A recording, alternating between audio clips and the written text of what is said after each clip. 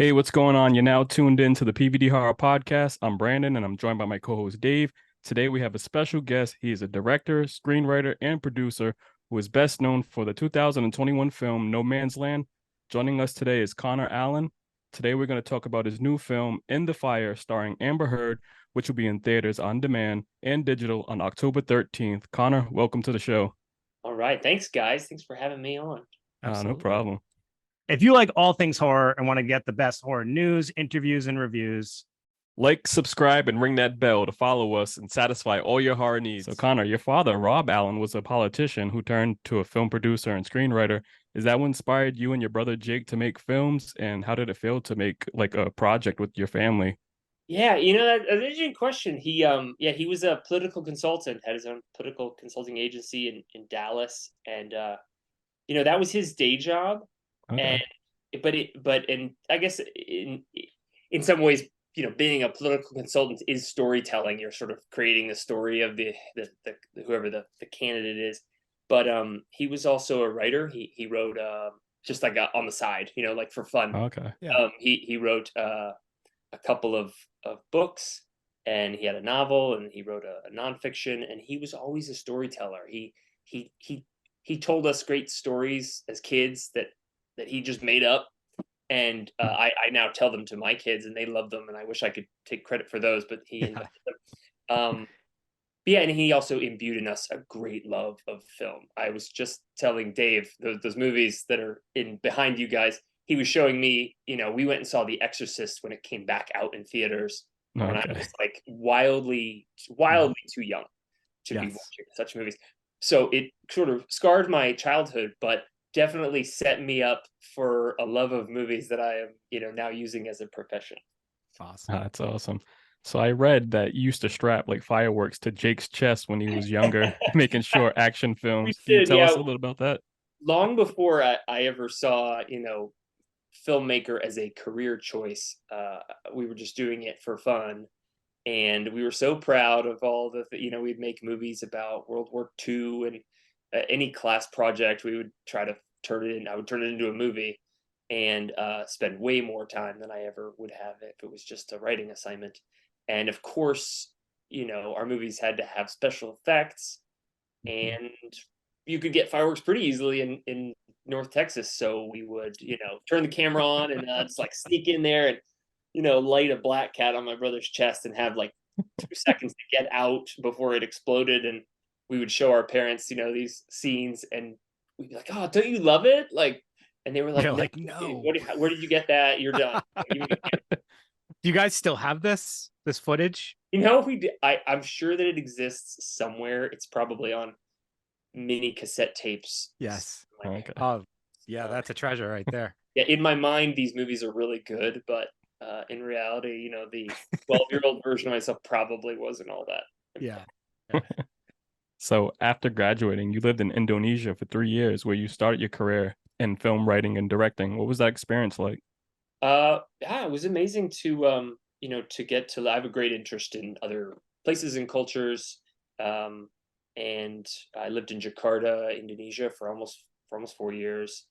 I worked on my first films that were Indonesian language movies about the War of Independence from the Dutch in the 1940s, and it was a great experience. I mean, Indonesia's a total blank slate for most Americans. Yeah. It's actually a really big country population-wise, the biggest Muslim country in the world, and so to get to live someplace else, I think gave me some foundations of as far as how it plays out in my movies. I like to take the audience to another world. I'm less likely to write a movie that happens in New York City or Los Angeles or whatever, and much more likely to try to create some unique space that we haven't visited before, but that will capture people's attention. That's very cool. That's cool. So I always say, like, there's like different experiences we try to get from film. Sometimes we want something that's super relatable and like feels like home, but then other times we want to be taken away to somewhere that's like totally unfamiliar. So that's cool. Definitely more on the latter side of that. Yeah. And I totally appreciate that, because I think that, different times in our lives we look for different things. So it's nice to have those options. Yeah. And hopefully the themes, relating it to this movie In the Fire, even if the world is totally different, in this case, we're in a remote valley of South America, but the themes of the world should still, in this case, it's set in the 1890s, but the themes should still be really relatable to everybody, watching today.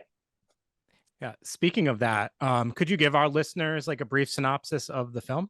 Absolutely. Yeah. So this movie is about a disturbed young boy who's, for various reasons, physically, emotionally, psychologically very different from everyone else in his community in this remote valley in South America. And because of his differences, he's been blamed for everything that goes wrong here, kind of whipped up by this zealot priest who at this point thinks that this boy Martin is possessed by a demon, and that's the cause of his differences. And if he could do an exorcism, he could help his people, his town. And this doctor of psychology, which was called an alienist at the time, played by Amber Heard, she comes to this remote place to try to treat the boy. She brings, cutting edge science of that period to the table to try to help him and his father. Even the boy's father kind of blames him for the accidental death of his mother. And she's sort of successful in that treatment, except that her presence there and, in part her arrogance about her belief in her science escalates the conflict between the family and this priest and the local community, and things very quickly spiral out of control. Nice. Now, like you just said, the film stars Amber Heard. What was it like working with her on this project? She did an amazing job, and I feel she did like a great job playing the role of Grace. Yeah, she's she's a movie star for a reason, that's for sure. As a director, you put your camera on somebody and do the scene, and you're like, oh yeah, okay, that's why you're a movie star. Yeah. And you're not even talking or whatever. Yeah. She really connected with this role and this movie in general. I had met her on a TV show that I'd written, and I learned that she had lived in Mexico City. She was an avid reader and loved history, and she speaks fluent Spanish. So for some basic reasons like that, I thought she'd like it. And also she's very strong. She's a strong woman. She's a fearless truth teller who's sort of going to stick to her convictions no matter what trouble it gets her into, which that's played out on an epic scale in her personal life, but also is a close connection to this character who's a truth teller who comes to this place with these facts and the science behind her and tries to get the people to see the world and see this young boy the way she sees him, and they don't believe her at all, and she gets dragged through the public square and whipped and beaten for her efforts. And so I think for those kind of parallels, Amber, not only did she connect with the story originally, but like she was able to draw a lot from her own personal life in executing that character. Absolutely.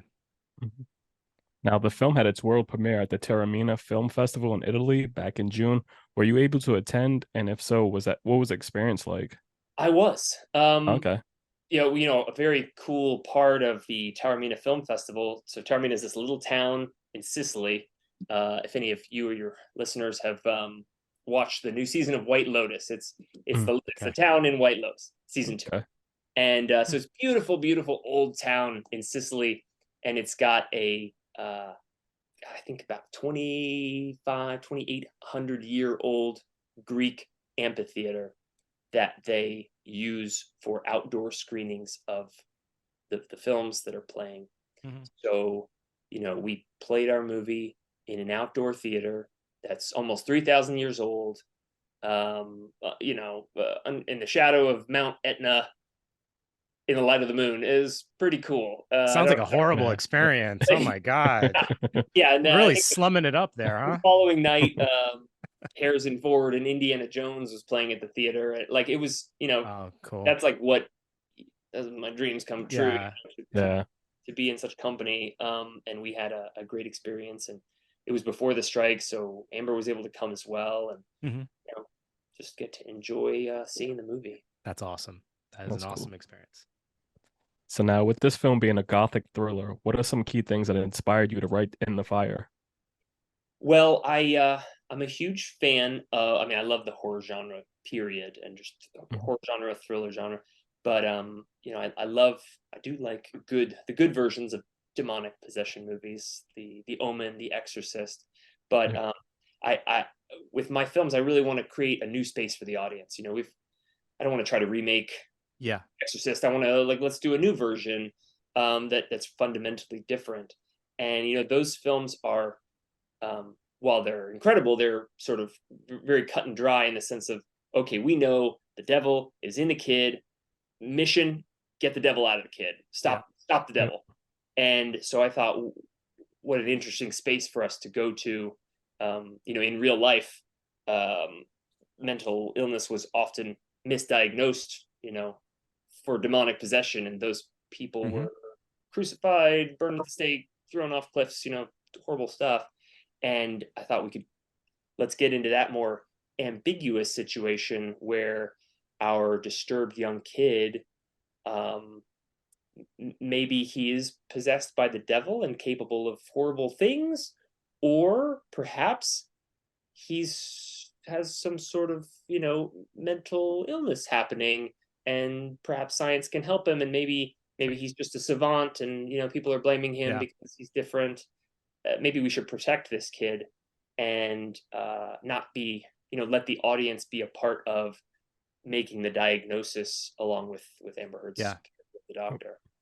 Yeah. Yeah. Super interesting with those themes. I'm really thankful that Brandon and I get to do this podcast because we have seen some like really interesting take and like genre staples like this. And this was like a perfect example of taking a theme, but not just doing it the way that everybody else or the classics have done it, trying to put your own spin on it and really presenting with some interesting and like important topics. So I think that Try to was cover like a some really bold take to ground. do. Yeah. Yeah, I'm glad. Yeah. One thing I was like curious about as I was watching it, like, and just for any like period piece film, um, what kind of research needs to get done in order to like make it seem authentic? I always wondered that because I'm like, I always feel like it must be so hard to know like everything you would need to know to make it seem like this is really set in like 1890 Yeah. or whatever, you know? What was really fun about the research, and like I said, I'm a history nerd, so what's really fun for me might not be fun Yeah. for everybody. But what was really fun was doing research and then having kind of a cutoff date. You know, our film's set in the late 1890s, Yeah. so anything written after 1898 that has to do with psychology or psychiatry, which is most of it, right? Yeah. Yeah. That's all out of play. Yeah. That's out. That's out. So and you know, Freud didn't start writing until like 1870s. So there's like 15 years worth of medical science that we could start to pull from and talk Mhm. about how, you know, what was psychology like, what kind of treatments would they do. There were things like hypnosis, which we use in the film, that were cutting edge at the time, that nowadays we look back and we're like, oh, they were kook doctors. Yeah. um, but you know, for her, for Amber Heard's character, like, that was cutting edge, and so we're those are her facts. And so we really were trying to live in just that period, and Yeah. not take any science that we know today and apply it to then, because of course it didn't exist. Sure. So, some interesting themes that I gleaned from this. The first one being who is the villain, right? Like that's a question we ask ourselves as a watcher throughout the film. Like, who is the real villain? We toy with that a little bit, and it's just interesting to see like how society views people who are different, right? So, like the Well, little and nobody thinks that they're the villain. You know, I think whenever, Yeah. from a script standpoint and from a yeah, directing standpoint, acting standpoint, you know, even the worst Bond villains or whatever, they probably, you know, are a hero in their own mind. yep, Yeah. Um, and we definitely applied that here, which is like, okay, even our, you know, zealot priest who wants to exercise or kill this hmm little boy, he's doing it for a reason, which is that the devil is in his community, yeah, based on how he was brought up and his, you know, his world, his nature and nurture. Like, I got to stop this. My people are dying. They're dying of famine. They're dying of plague. The crops won't grow, and it's clearly this boy's fault. If I don't stop the devil, I'm going to lose my flock. Yep. So, you know, like give him a reason to want to kill a little kid. It's reason And to realistic. It's also interesting to think about, you know, for a leader to have such a strong conviction, and then when they're challenged with rational arguments, like, can they ever just admit they were wrong when you have that many followers, or do you have to still continue with your conviction? And I think we kind of see that a little bit. And yeah, I hope we try to be balanced, you know, in the science versus religion aspect of the movie. Try to be balanced on both sides, which is, you know, even the doctor who has cutting edge science behind her, and she has her beliefs that are based on the facts. She is presented with situations that she sees from this kid that her science can't quite fully explain what she sees, and she has to question her beliefs, just like, you know, the religious side has to question their beliefs. Absolutely. Well. Almost every character in this film starts to have like their own arc, and you know, the father, even the little boy, all of them have to kind of come to terms with new information as the film goes on. I mean, really, the little boy kind of thing, you know, if everyone's telling you that you're a demon, I mean, like at some point, am I evil? Am I the problem? I don't know. Like everyone says that I did. That's exactly what I was just going to touch on. So I like how you did this, because I think this is a theme that exists in the world. You know, how we kind of experience guilt and we personalize maybe like negative things that have happened, and we take responsibility even when they're not really our fault. And particularly children, right? Because sometimes it's hard for them to understand like what they did if they had some role in it. Like, and there's kind of whether it's are always right, you know. Whether it's a divorce or a bad situation that happens. So I thought you captured that in a really interesting way with this boy, and how he takes on the views of all those around him. Exactly like everyone's telling me I'm a demon, I must be a demon, I guess. Yeah. Even though he's really smart, even though he's sort of gifted, intelligent, you know, it has great gifted intelligence, you still believe what society tells you. Yeah. So, you know, I love when a film can, you know, not just be something for entertainment, but it's also something that like we can take like these themes from and just kind of like dissect and kind of like, you know, provoke thought. I thought that this film was able to do all those things. We definitely wanted the audience to be a part of the experience. So we're in this remote fish out of water situation. You know, Grace, her character, the doctor, she's modern, she's us from the future, you know, coming to this place and seeing it, and having, you know, preconceived notions of how they're wrong, but then learning a bit herself and making that diagnosis. Awesome. So Conor, thank you so much for joining us. We really appreciate being able to check out this film. Just for everyone to remember, it's coming out October 13th. Conor, can you just tell our listeners where to find you, and if you have anything else you want them to be on the lookout for? Watch the movie, enjoy it. Friday, October 13th, in the fire. I don't think you're gonna be able to find me. I'm really not on social media. A very good friend of mine who's in the movie got dragged on social media, so stay far away.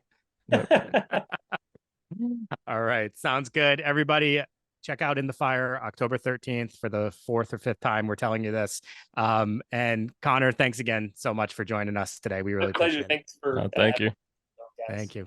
All right, everybody, have a great night, and we'll see you next week.